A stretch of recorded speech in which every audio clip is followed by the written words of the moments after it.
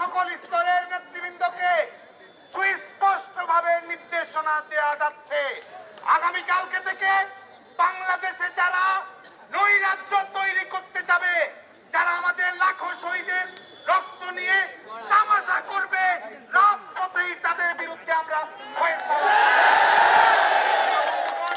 আপনারা জানেন যে আজকে প্রেস কনফারেন্সে মাননীয় প্রধানমন্ত্রী বঙ্গবন্ধু দেশরত্ন শেখ হাসিনা একটি সমতাদর্শী অন্তর্ভুক্তিমূলক যৌক্তিক রাষ্ট্রনীতি প্রণয়ন করার লক্ষ্যমাত্রা উন্নীত কথা বঙ্গবন্ধু দেশরত্ন শেখ হাসিনা বলেছেন।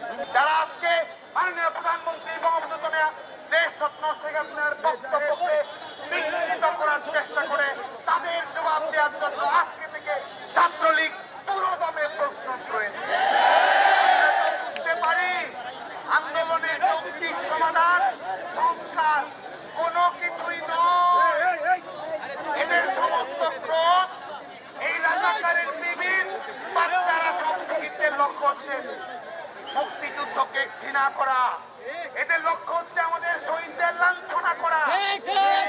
আজকে থেকে বাংলাদেশের ছাত্র সমাজের পক্ষ থেকে আমরা সুস্পষ্ট হুঁশিয়ারি উচ্চারণ করতে চাই। প্রিয় বন্ধুগণ, আজকে এই সন্ত্রাস বিরোধী রাজুভাস্কর্যের পাদদেশ থেকে বাংলাদেশ ছাত্রলীগ বাংলাদেশের ছাত্র সমাজের পক্ষ থেকে ঘোষণা দিচ্ছে, আজকে যারা নিজেরা বলছে আমি রাজাকার, তাদের জন্য বাংলাদেশ ছাত্রলীগ রাজাকার কোটা চালু করলো এবং যারা রাজাকার কোটার আওতাধীন তাদেরকে পাকিস্তানে পাঠিয়েই বাংলাদেশ ছাত্রলীগ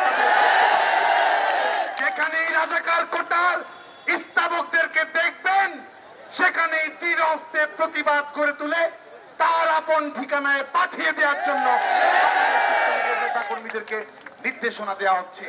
এবং একই সঙ্গে আমরা গণপ্রজাতন্ত্রী বাংলাদেশ সরকারের প্রতি আহ্বান জানাবো, যারা লাখো শহীদের রক্ত নিয়ে তামাশা করে, যারা গণহত্যার পক্ষে সাফাই গাওয়ার মতো কথা বলে, তাদের বিরুদ্ধে অনতিবিলম্বে জেনোসাইড ডিনায়াল ল চালু করতে হবে। যারা বলে আমি রাজাকার, তারা রাষ্ট্রদ্রোহী অপরাধ করেছে। লাখো শহীদের রক্তকে অপমান করায়, মুক্তিযুদ্ধের চেতনাকে অপমান করায় বাংলাদেশ ছাত্রলীগ সন্ত্রাস বিরোধী রাজু ভাস্কর্যের পাদদেশে আগামীকাল দুপুর 3টায় এইখানে প্রতিবাদী অবস্থান গ্রহণ করবে। আগামীকালকের কর্মসূচিতে ঢাকার প্রত্যেকটি ইউনিট, ঢাকা বিশ্ববিদ্যালয়, ঢাকা মহানগর উত্তর, ঢাকা মহানগর দক্ষিণ, ঢাকার সকল শিক্ষা প্রতিষ্ঠানকে সমস্ত শিক্ষার্থীদেরকে সাথে নিয়ে উপস্থিত হওয়ার জন্য আহ্বান জানানো হলো। একই সঙ্গে বাংলাদেশের সকল জেলা মহানগর বিশ্ববিদ্যালয়ে দুপুর 3টায় একযোগে প্রতিবাদী অবস্থান কর্মসূচি পালিত হবে।